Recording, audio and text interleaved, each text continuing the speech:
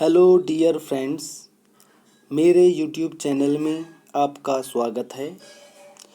आज का नया चैप्टर स्टार्ट होगा जिसका नाम होगा डीसी मोटर।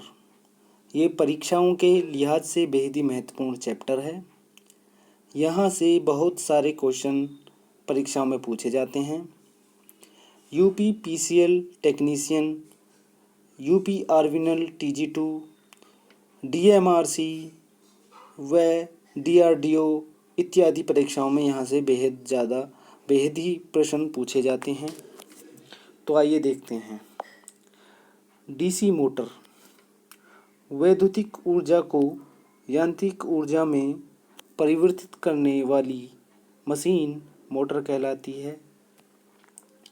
डीसी सप्लाई से यांत्रिक ऊर्जा पैदा करने वाली मशीन डीसी मोटर तथा एसी सप्लाई से यांत्रिक ऊर्जा पैदा करने वाली मशीन को एसी मोटर या अल्टरनेटर कहते हैं। डीसी मोटर के बारे में हम बताते हैं कि क्या होती है यह विद्युत चुंबकीय खिंचाव यानी कि इलेक्ट्रोमैग्नेटिक डर के सिद्धांत पर कार्य करती है। इस सिद्धांत के अनुसार जब किसी धारावाही चालक को चुंबकीय क्षेत्र में रखा जाता है तो उस पर एक घुमाव बल यानी कि टॉर्क कार्य करता है।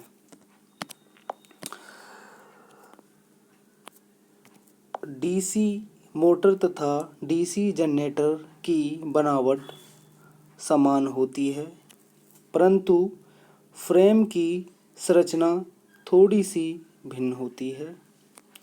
डीसी मोटर की घूर्णन दिशा ज्ञात करने के लिए फ्लेमिंग के बाएं हस्त के नियम का प्रयोग करते हैं। फ्लेमिंग का वाम हस्त नियम यानी फ्लेमिंग के लेफ्ट हैंड का नियम रूल क्या है?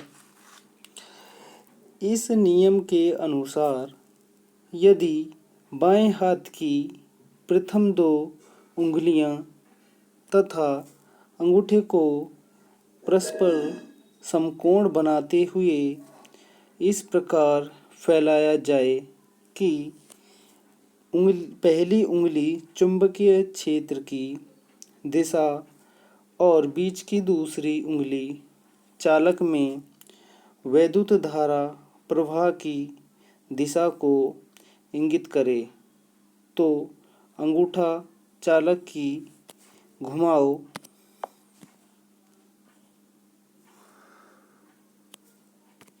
दिशा को इंगित करेगा। आप देख रहे होंगे चित्र में लेफ्ट हैंड है जिसमें अंगूठा और उंगली के बीच में 90 डिग्री का कोण बना है।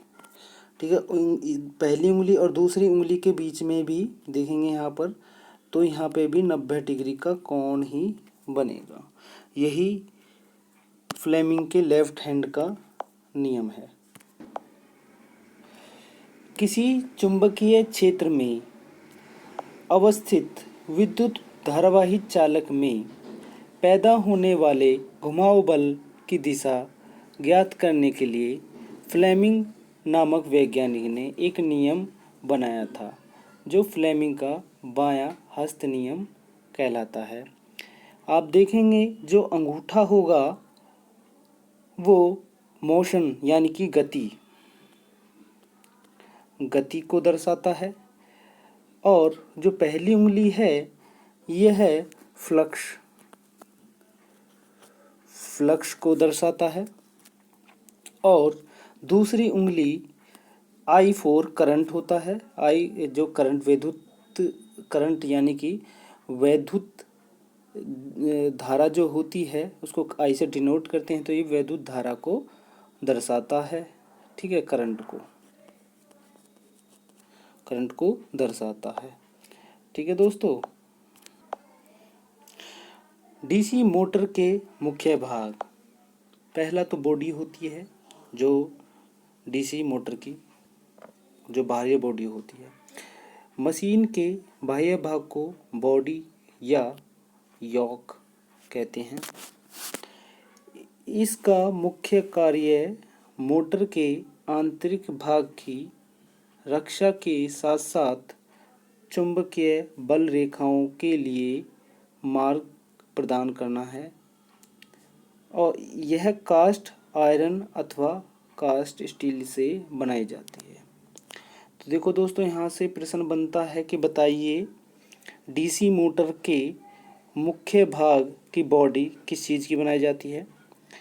तो कास्ट आयरन या कास्ट स्टील की बनाई जाती है। बोल सकता है कि इसके बॉडी का मुख्य कार्य क्या होता है।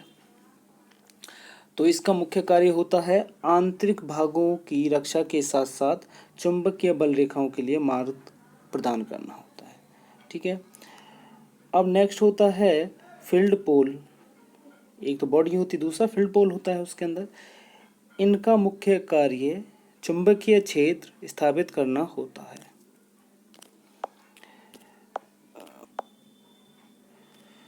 ये लैमिनेटेड कास्ट स्टील से बनाए जाते हैं। ठीक है। ये बॉडी में अंतर की तरफ से स्क्रू या रिवेट की सहायता से जुड़े होते हैं।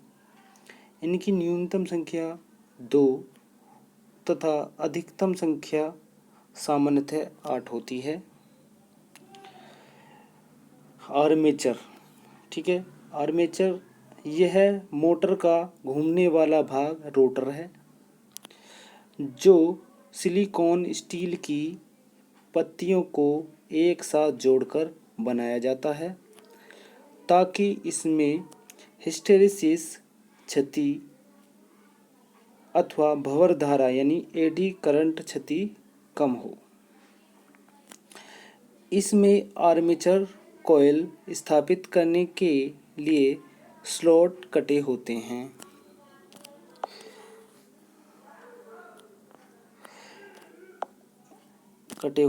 इसमें आर्मेचर कॉइल स्थापित करने के लिए स्लॉट कटे होते हैं। आर्मेचरों में लैप वाइंडिंग में समांतर पथों की संख्या पोलों की संख्या के बराबर तथा वेव वाइंडिंग में 2 होती है। इसमें जैसे डीसी मोटर में था, यहाँ पर उल्टा होता है। लैप वाइंडिंग में समांतर पथों की संख्या पोल्स की संख्या के बराबर होती है। यानी लैप वाइंडिंग में क्या होता है, लैप वाइंडिंग में A बराबर P होता है। यानी कि समांतर पथों की संख्या पोल्स की संख्या। यानी कि ये ऐसा होता है, इसमें समांतर पथों की जो संख्या होती है वो पोल्स के बराबर होती हैं। अगर 2 पोल दिए हैं तो समांतर पथों की लैप वाइंडिंग में, ठीक है, ये लैप वाइंडिंग में है, या समांतर पथ 2 पोल दिए हैं तो समांतर पथों की संख्या भी 2 होगी, ये लैप वाइंडिंग में। अगर वेव वाइंडिंग की बात करें, डीसी मोटर की वेव वाइंडिंग की बात करें तो इसमें A बराबर हमेशा 2 होता है। तो ये जो मैं बता रहा हूँ, ये डीसी मोटर में लैप वाइंडिंग में A बराबर P होता है, यानी कि समांतर पथों की संख्या पोल्स की संख्या के बराबर होती है। और वेव वाइंडिंग में A बराबर हमेशा 2 होता है। ये डीसी मोटर में, ये हमेशा याद रखना, यहाँ से प्रश्न पूछे जाते हैं। आप ये चित्र देख रहे होंगे, यह चित्र आर्मेचर का है। आर्मेचर शाफ्ट पर लगा दिए जाते हैं और यह घूमता है। आर्मेचर क्या होता है, रोटर होता है। रोटर का मतलब होता है घूमने वाला, मोशन करने वाला। तो ये घूमता है जिससे इलेक्ट्रॉन्स का छेदन होता है और इलेक्ट्रॉन्स प्रवाह होते हैं। नेक्स्ट होता है कम्यूटेटर, दिक् परिवर्तक यानी कि कम्यूटेटर।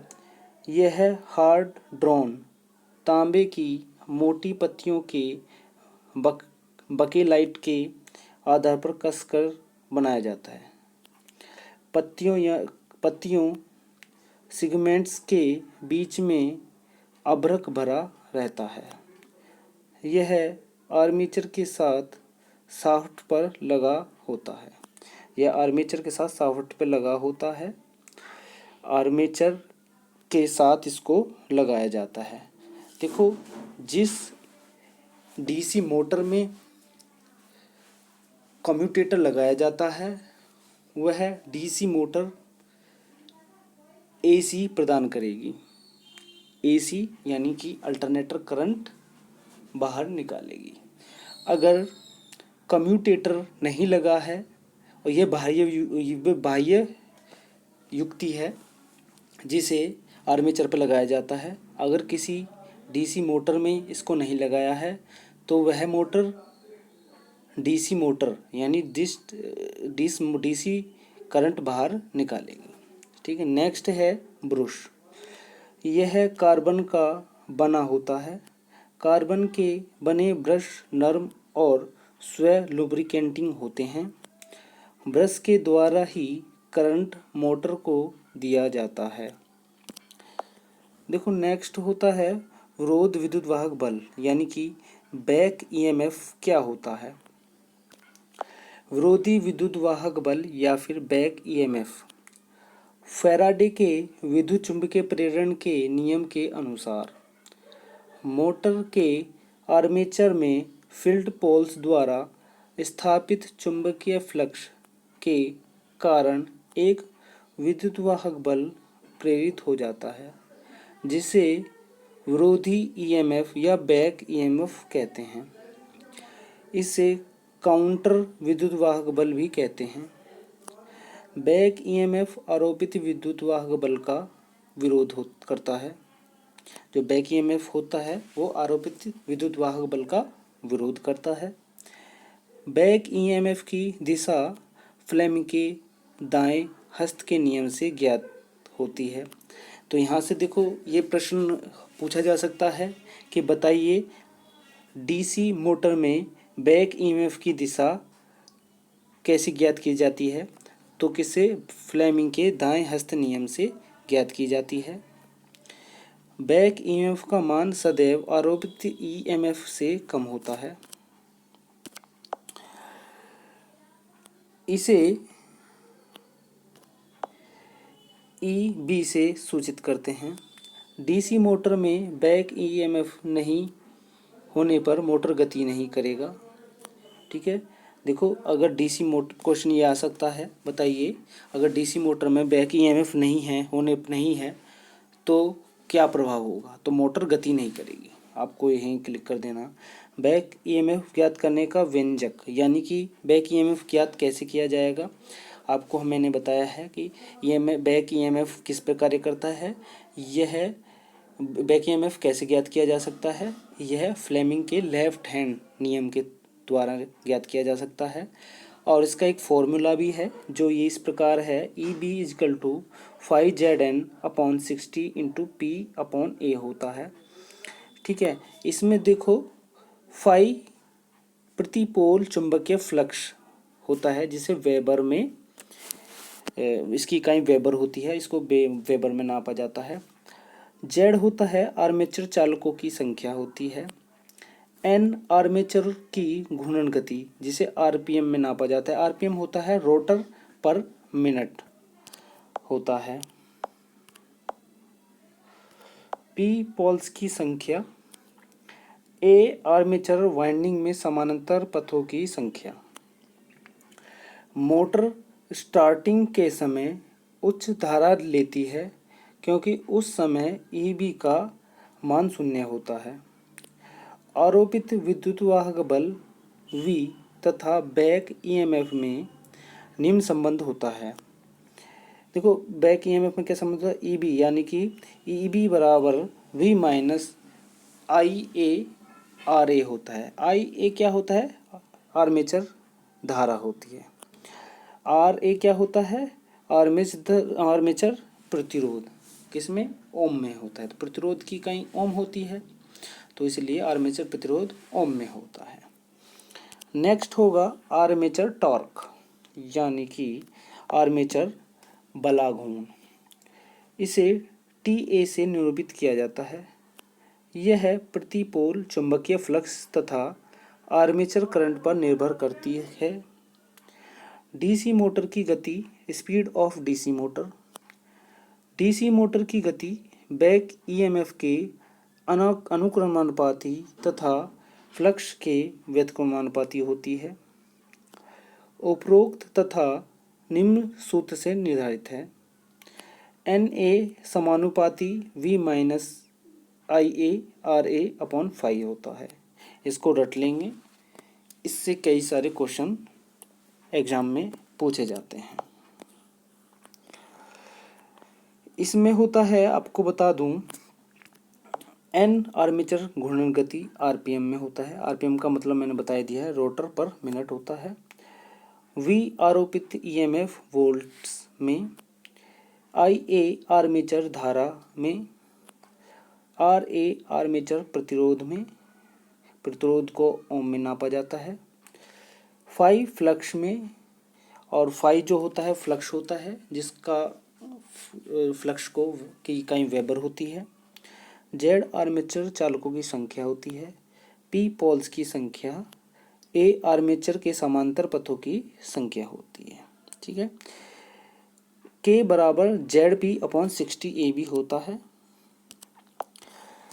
ठीक है, डीसी मोटर का वर्गीकरण देखो। डीसी मोटर का वर्गीकरण यह कितने प्रकार की होती है? देखो, डीसी मोटर मुख्यतः 3 प्रकार की होती है। Series motor, shunt motor, compound motor, ये 3 प्रकार की होती है। सीरीज मोटर पहले देखते हैं। सीरीज मोटर, इसमें फील्ड वाइंडिंग आर्मेचर वाइंडिंग के 6 श्रेणी क्रम में संयोजित होते हैं। इनमें फील्ड वाइंडिंग आर्मेचर वाइंडिंग के श्रेणी क्रम में संयोजित होते हैं। ठीक है, प्राय श्रेणी मोटर में आर्मेचर कॉइल कम्यूटेटर से प्रेरक द्वारा जोड़ा रहता है। इसकी फील्ड वाइंडिंग मोटे तार तथा कम लपेटों वाली बनाई जाती है।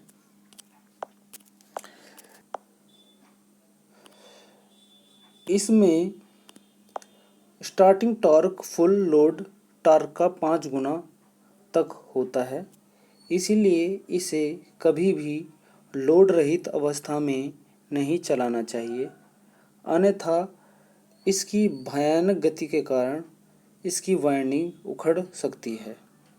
ठीक है, देखो इसमें स्टार्टिंग, इससे अब कई सारे क्वेश्चन बनते हैं कि डीसी श्रेणी मोटर में स्टार्टिंग टॉर्क फुल टॉर्क का 5 गुना होती है, यानी कि जो स्टार्टिंग टॉर्क जो होता है वो फुल टॉर्क का से ज़्यादा होता है। ठीक है, ये पूछा जा सकता है।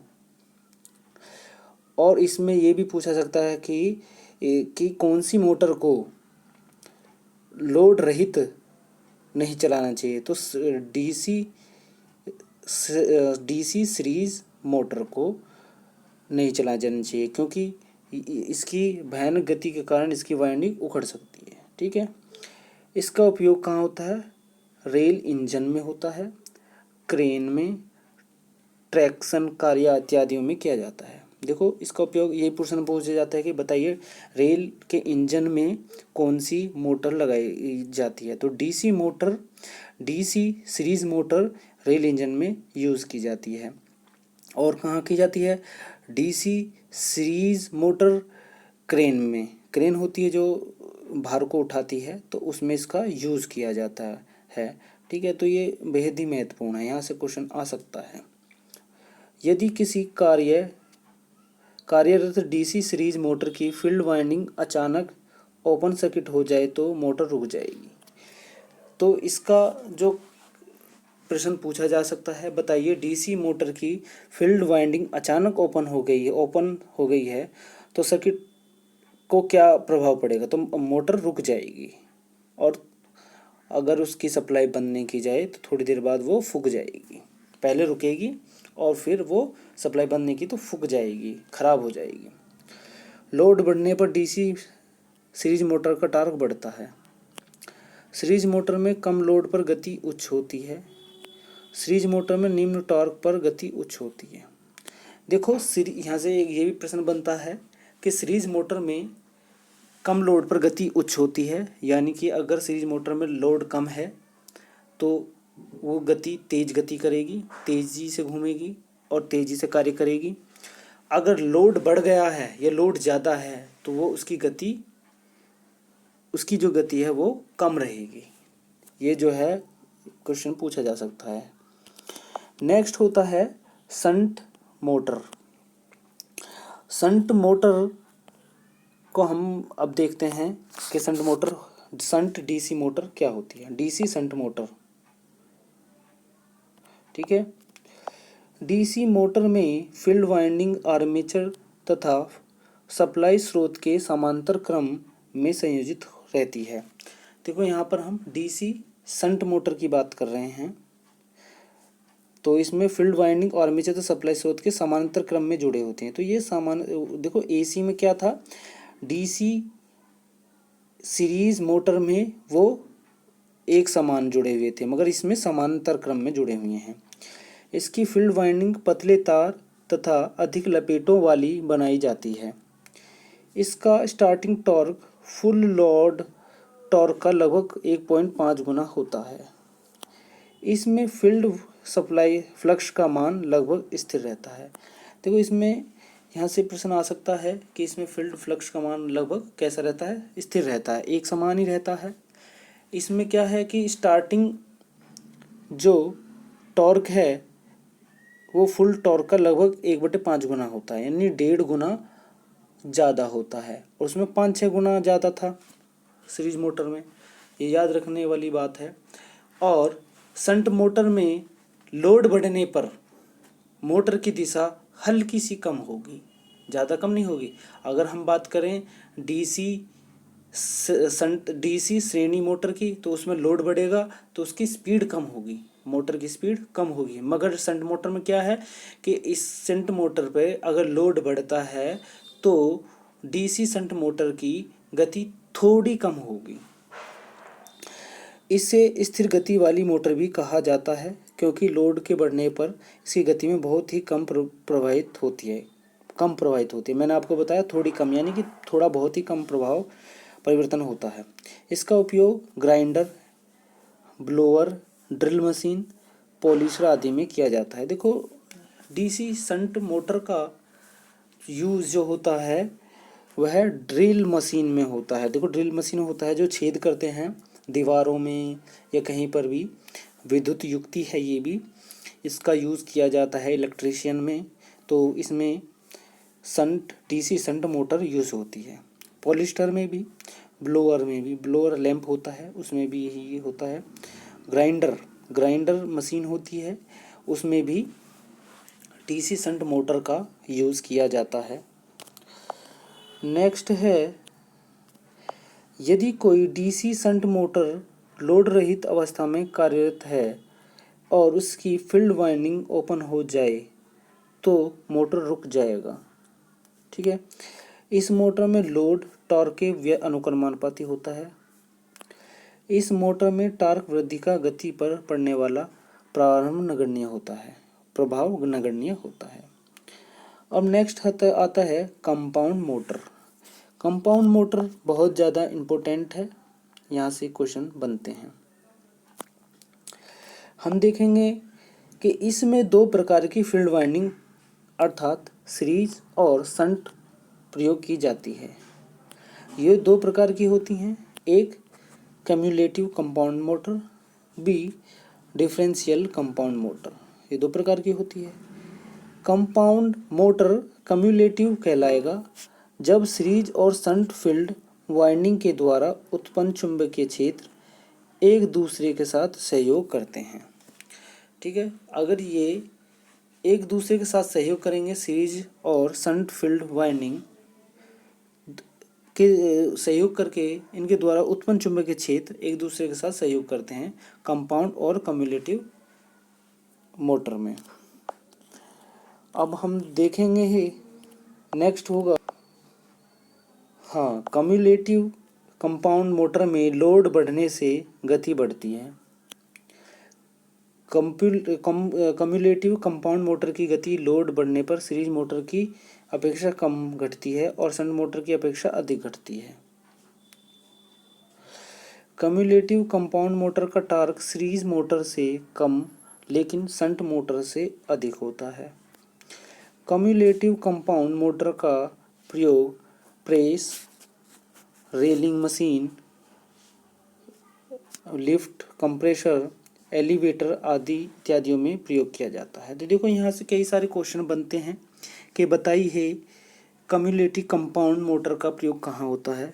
तो इसका प्रयोग एलिवेटर में किया जाता है। एलिवेटर का मतलब होता है, आप मॉल वगैरह में गए होंगे, एलिवेटर होता है जिस पर चढ़ाई खिंचाव होता है उसमें, तो एलिवेटर का उसमें यूज़ होता है। रोलिंग मशीन में इसका प्रयोग होता है और लिफ्ट कंप्रेसर में इसका प्रयोग होता है। आपने देखा होगा जो लिफ्ट होती है उसको खींचने के लिए कम्युलेटिव कंपाउंड मोटर का यूज़ किया जाता है। और इससे एक क्वेश्चन ये भी बनता है कि शंट मोटर की अपेक्षा अधिक घटती है। यह शंट मोटर की अपेक्षा कम्युलेटिव मोटर की गति लोड बढ़ने पर सीरीज मोटर की अपेक्षा कम घटती है और शंट मोटर की अपेक्षा अधिक घटती है। ठीक है। नेक्स्ट होगा डिफरेंशियल कंपाउंड मोटर में सीरीज फील्ड और शंट फील्ड के द्वारा उत्पन्न चुंबकीय क्षेत्र एक दूसरे के विपरीत कार्य करते हैं। नेक्स्ट होगा डिफरेंशियल कंपाउंड मोटर में लोड धारा की वृद्धि के साथ साथ गति में भी वृद्धि होती है। डिफरेंशियल कंपाउंड मोटर का उपयोग कहाँ होता है? बैटरी चार्जिंग में होता है, बूस्टर के पंचिंग मशीन द्वारा इत्यादि में किया जाता है। ठीक है।